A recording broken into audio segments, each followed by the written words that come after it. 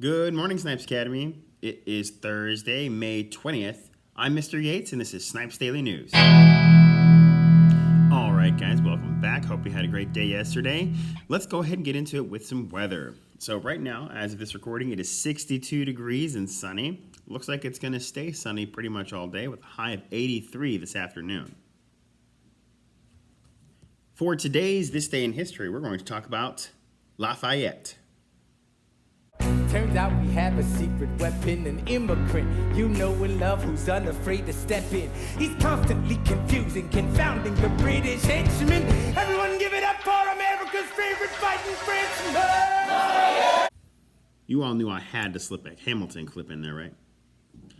This day in history, 1834, marks the passage of Gilbert de Montier, Marquis de Lafayette, which is the long name for the person who in America we just know as the Marquis de Lafayette.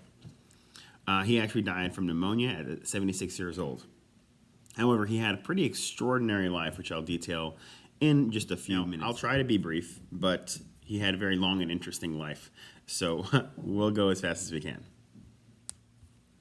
Born September 6, 1757, Gilbert de Montier was a very wealthy Frenchman who was unfortunately orphaned very young. He was orphaned at the age of 16. He had lost both of his parents, and he was very wealthy. He then married into an even wealthier family that was sympathetic to the American Revolutionary cause. And so he then traveled to America to be part of the American Revolution. Long story short, he used his wealth and influence to greatly assist America in our revolution, not only from abroad, but as an actual general in the American Continental Army. As a major general, he fought in several battles, including the Battle of Brandywine, the Battle of Gloucester. He was at Valley Forge, which is in itself pretty heroic. He was at the Battle of Barron Hill, the Battle of Rhode Island, the Battle of Monmouth, which I'll talk about in a second, the Battle of Green Spring, the Siege of Yorktown. As a general in the French Revolution, he also fought in the March on Versailles, the Day of Daggers, the Champ de Mars massacre, and he was in the War of the First Coalition. Going back to the Battle of Monmouth, just after a coup attempt by some of the generals in the Continental Army, Generals Gates and Lee favored a policy of small target attacks and harassment, while General Wayne, Nathaniel Greene, and Marquis de Lafayette proposed a more aggressive campaign, beginning with a major offensive on the rear of the enemy. And this would take place in Monmouth Courthouse. General Lee said he didn't want any part of it because he thought it was going to be a colossal failure. And so Washington appointed Lafayette. But at the last minute, General Lee decides that he actually does want to command, and Washington reluctantly gives him command.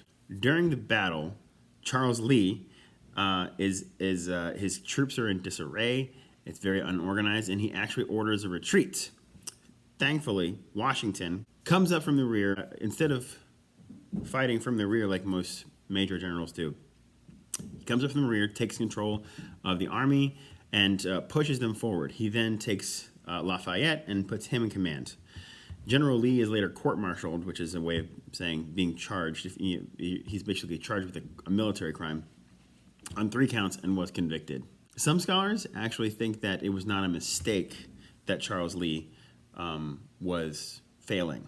They think he might have been doing it on purpose in order to undermine Washington. Some say that even though he was a general in the Continental Army, he might have been a British loyalist. General Charles Lee's treason aside, Lafayette was already a deep friend and confidant of George Washington's, but this really made him go up in his mind. They snatched a partial victory from the jaws of defeat in the Battle of Monmouth, and that really rose Lafayette's image not only in George Washington's mind, but in the entire Continental Army's mind. So, of course, when he was put in command of the siege and corresponding Battle of Yorktown, it was well received. So obviously the Battle of Yorktown was the last major battle of the Revolutionary War. It's where General Lord Cornwallis surrendered to Washington. And then Marquis de Lafayette made his way back to France to sort of try and attempt the same thing with France that he did in America. However, the French Revolution was not nearly as successful. It ended up leading to the takeover and dominance of Napoleon Bonaparte a couple of decades later. But Marquis de Lafayette's success as a general in America has led him to be one of the most respected foreign dignitaries in American history. So much so that he was awarded honorary citizenship, an honor that is only bestowed upon a very few. As a matter of fact, there have only been 8 people in America's history that have been given this honorary citizenship, including Sir Winston Churchill, Raoul Wallenberg, William Penn, who's actually the founder of Pennsylvania, Hannah Caldwell Penn, Mother Teresa, Casimir Pulaski, any relation to Miss Pulaski? Who knows?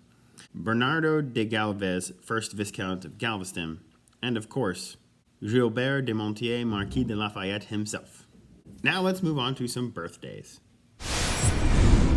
I don't actually have any birthdays to tell you today, but I did miss 2 birthdays in yesterday's news that I think I need to go over. So, first of all, Skylar in 5th grade. Skylar turned 11 yesterday. And also, of course, I missed saying Miss Fason's birthday. So Miss Fason turned 30 yesterday. So if you see either of those folks in the hallway, make sure you wish them a belated happy birthday. And that'll about wrap things up for us today, guys. So I hope you all learn a ton, work hard, have fun, and I will see you tomorrow. This is Snipes Daily News.